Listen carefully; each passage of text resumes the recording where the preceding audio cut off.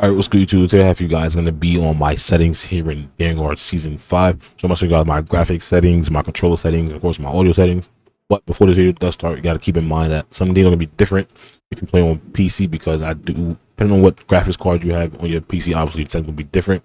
But just hop straight into it. Graphic settings, of course, for the display, I want the full screen. You can run 1080 if you want.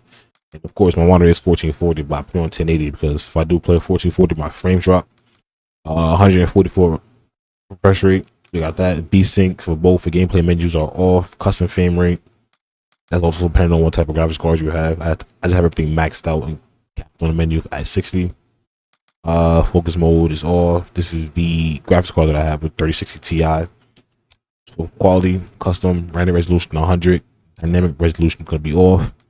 Text resolution. Now everything I'm about to say right here is based on the graphics card. So text resolution is high. Texture filter is high. The particle level is high. Particle resolution is also high. Allows quality for that.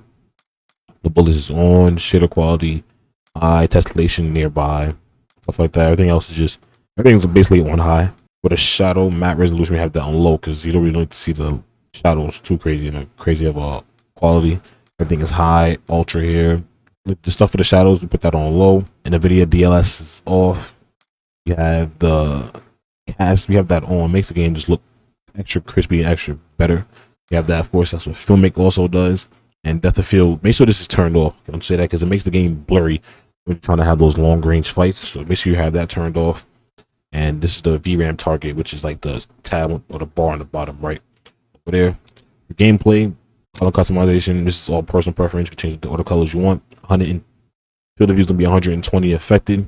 Camera movement, make sure that's at the lowest possible. You don't want your camera shaking. Make sure you have motion blur off, and make sure you have NVIDIA reflection low latency off as well. So now for the audio, master volume at 100%. I personally want the music off. I don't want to hear that music. Audio, basically everything's at 100%. You just want to hear everything possible in this game. Let's see. Listen, the Vanguard hit marker sounds. You can either have it on Vanguard or classic. I don't like classic because I can't tell when I actually do get the kill. It's just straight hit marker, hit marker, hit marker. You never know when you actually get the kill. That's why I don't like it. Audio mix, of course, is gonna be my headset. Kill streak music, you have that on if you want. Mono audio, that's off. Makes it all weird, stuff like that. Default this game setting, voice chat. These are all personal preference right here. However you want everything to be. Game chat. Let's see. Interfaces, all personal preference as well. Especially for showing for the stuff top left of the screen, like your frames, your latency, the packet loss. Stuff like that. But what I will say is make sure you have play names on full name. Crosshair visibility being on, so you know you're actually aiming at. Of course, crosshair bobbing, you can have that on too, to make it more, realistic and actually help you aim better. Minimap, make sure that minimap is on square. I'm telling you, if you play on a round minimap, you add a disadvantage. I'm telling you this now. Make sure you have it on square. It's better from now on. No matter what game, no matter what Call of Duty, make sure you have it on square. That rotation, of course, map rotation is going to be on, and stuff like that. All this also has personal preference as well. Now, for the thing that everybody is here for, which is definitely what everybody's here for, it's gonna be my controller settings here.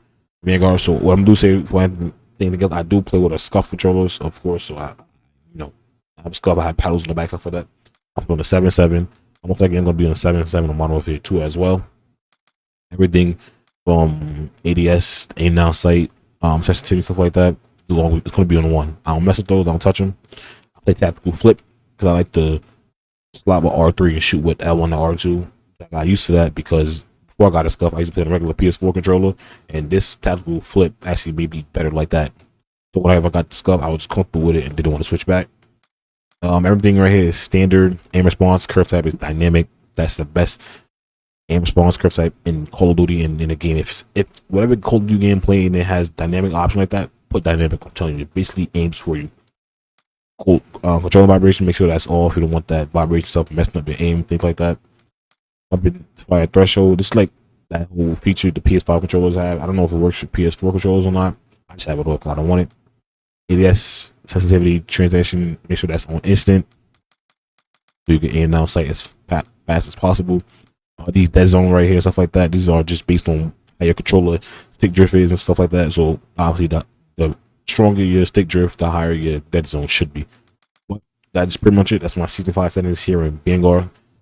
let me know down in the comments what your guys' sensitivity is. If you guys are brand, don't forget to drop a like, subscribe to the channel. I'll see you on the next one.